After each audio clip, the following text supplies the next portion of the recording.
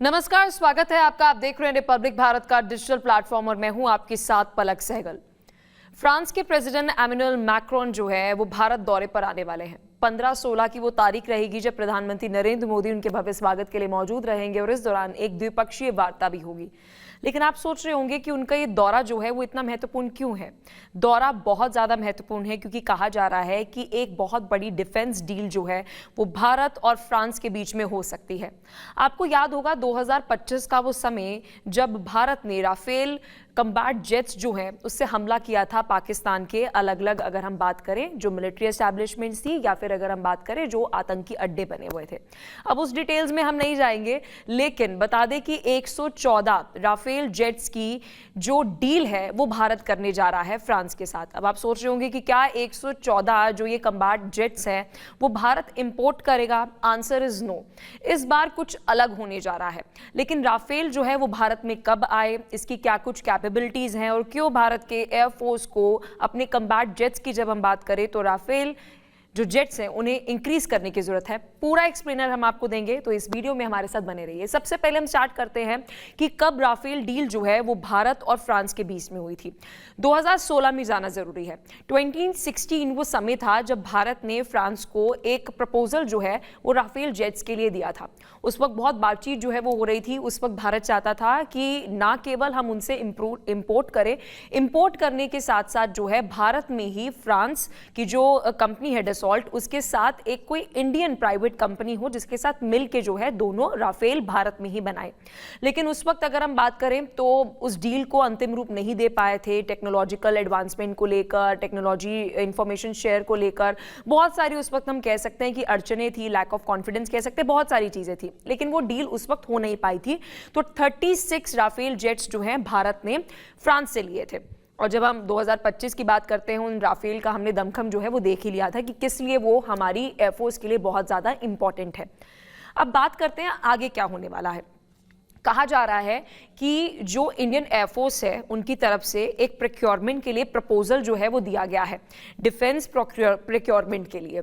अब ये प्रोक्योरमेंट की बात अगर हम करें तो ये प्रपोजल कुछ ऐसा है कि 114 हमें राफेल चाहिए। लेकिन सबसे पहले मतलब इंडियन एयरफोर्स ये बता रही है कि हमें ये क्यों ज़रूरत इसकी है, और पूरा एक प्रपोजल जो है वो दिया जाता है। उसमें हम ज़्यादा डिटेलिंग्स में नहीं जाएंगे, लेकिन एक प्रपोजल जो है वो दिया जाता है अपने डिपार्टमेंट की तरफ से डिफेंस प्रोक्योरमेंट के लिए।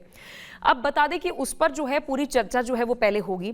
अब ये जो 114 राफेल जेट्स हैं, इसमें से जो 18 राफेल जेट्स होंगे वो डायरेक्टली पहले फ्रांस से लिए जाएंगे, और बाकी अगर हम 96 की बात करें यानी कि 96 राफेल जेट्स जो होंगे वो भारत में बनेंगे। सही सुन रहे हैं आप, क्योंकि 2016 में जो अधूरा रह गया था अब वो 2026 में पूरा होने जा रहा है।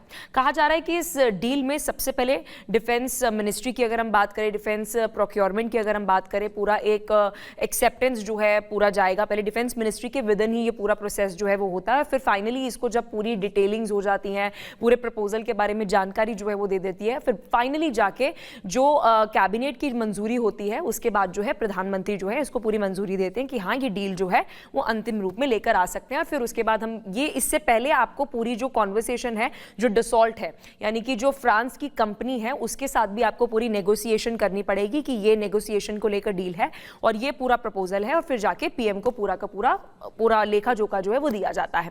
लेकिन सबसे बड़ा सवाल ये हो जाता है कि नेगोशिएशन जो होती है वो आपकी डिप्लोमेटिक चैनल से होती है, यानी कि पीएम मोदी जो है संभावित तौर पर बातचीत जो है वो एमेनुअल मैक्रोन के साथ करेंगे कि ये हमारी एक इच्छा है कि भारत और साथ ही जो फ्रांस है वो मिलकर राफेल जेट जो है वो भारत में बनाए। अब कहा जा रहा है कि जो 96 राफेल जेट्स होने वाले हैं, इनमें से कुछ राफेल जेट्स जो हैं वो शायद ट्रेनिंग पर्पस के लिए भी यूज जो है वो किए जाएंगे, क्योंकि जब भी हम देखते हैं इंडियन एयरफोर्स के जो ट्रेनी एयरफोर्स ऑफिसर्स होते हैं उन्हें ट्रेनिंग दी जाती है। अभी कुछ भी ऑफिशियल नहीं है, बट अभी जानकारी जो है इसको लेकर सामने आ रही है कि हो सकता है कि जो 96 राफेल जेट्स होंगे उसमें से कुछ जेट्स ट्रेनिंग पर्पस के लिए भी जो है वो हो सकते हैं। अब बात करते हैं 2016 के वो समय जब सबसे पहले ये प्रपोजल जो है वो दिया गया था राफेल जेट्स को लेकर। देखिए जो हमारी इंडियन एयरफोर्स है उसमें पहले हमने देखा था रशिया के सुखोई जेट्स जो है वो हमारे पास थे, और लगातार हमने देखा था अलग अलग टाइम में एयरफोर्स ऑफिसर्स थे और एयरफोर्स के चीफ थे, तो उनकी तरफ से प्रपोजल जो है वो दिया गया था कि हमें टेक्नोलॉजिकली एडवांसमेंट जो है वो हमारे एयरफोर्स में चाहिए।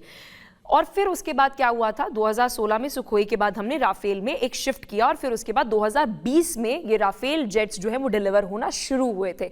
यानी 36 राफेल जेट्स की जो डील हुई थी उसमें से 5 राफेल जेट्स जो है वो 2020 में आए और जो दूसरी उसकी अगर हम बात करें खेप एक तरीके से वो 2021 में जो है वो आती है। फिर उसके बाद धीरे धीरे जो है वो 36 राफेल जेट्स जो है वो डिलीवर हो गए।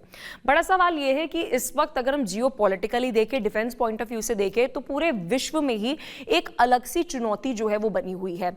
अब इसमें चेज ये है कि अभी अगर 2026 में ये 18 अगर अभी हम जेट्स की बात करें जो इमीडिएटली हमें फ्रांस से चाहिए, तो उसके प्रोक्योरमेंट को लेकर एक बड़ी बात जो है वो बार बार कहा जाता है कि एक तरफ आप प्रपोजल दे देते हैं, एक ऑर्डर दे देते हैं, फिर उसके बाद उसको डिलीवर होने में बहुत ज़्यादा टाइम लग जाता है। जैसे 2016 में 2020 में देखेंगे आप तो 4 से 5 साल का समय जो है वो लग जाता है। लेकिन अभी जियोपॉलिटिकली जो चुनौतियां बनी हुई हैं उतना समय जो है वो किसी भी देश के पास नहीं है, चाहे वो अमेरिका हो, चाहे वो इंडिया हो, चाहे वो कनाडा हो, चाहे वो चाइना हो, कोई भी देश हो उसके पास उतना समय जो है वो नहीं है। तो डिलीवरी को लेकर जो है कहा जा सकता है कि एक नेगोशिएशन जो है वो की जाएगी, द फास्टेस्ट एज पॉसिबल हमें 18 जो राफेल जेट्स हम डायरेक्टली फ्रांस से लेंगे वो हमें हो। अब बाकी 96 जो जेट्स कहा जा रहा है कि भारत में ही बनाए जाएंगे राफेल, वो बहुत ज्यादा हम कह सकते हैं महत्वपूर्ण होने वाला है।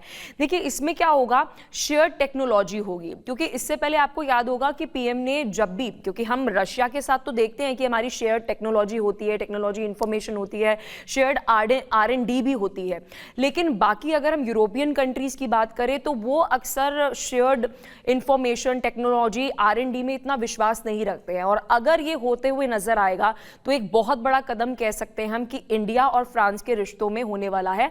क्योंकि अगर हम राफेल की बात करें, अगर करंटली आप जितने भी कम्बैट जेट्स की बात करें तो उसमें से सबसे राफेल को ऊपर माना जाता है। चाहे वो आप F-15 यूएसए की बात करें, कहा जाता है उससे भी बेटर जो है वो राफेल है। क्योंकि हाल ही में अगर आपने देखा होगा जो पाकिस्तान की तरफ से अलग अलग अपने एयरफोर्स ने उन्होंने इस्तेमाल किया था, तो कुछ भी उसके सामने, राफेल के सामने वो कुछ भी नजर नहीं आए थे।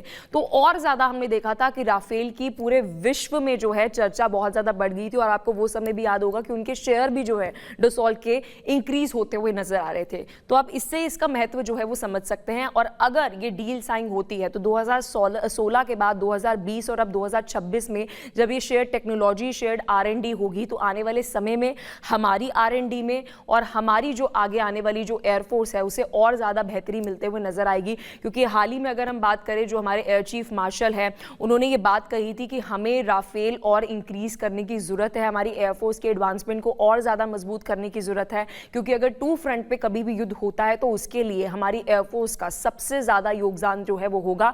क्योंकि अगर हम राफेल की बात करते हैं तो ऑन पॉइंट स्ट्राइक जो है वो राफेल की होती है, तो इसलिए इसकी इंपॉर्टेंस जो है वो और ज्यादा बढ़ जाती है। आपको क्या लगता है कि जो 96 राफेल हमारे देश में शायद बनने जा रहे हैं उसकी इंपॉर्टेंस किस तरह की हो सकती है और क्या 114 ही जो है वो हमारे देश में बनने चाहिए? राफेल को लेकर आपका क्या कहना है नीचे कमेंट सेक्शन में जरूर बताइएगा। और अगर आपको एक्सप्लेनर अच्छा लगा हो तो हमारे चैनल को सब्सक्राइब करना ना भूलिएगा। देखते रहिए रिपब्लिक भारत का डिजिटल प्लेटफॉर्म।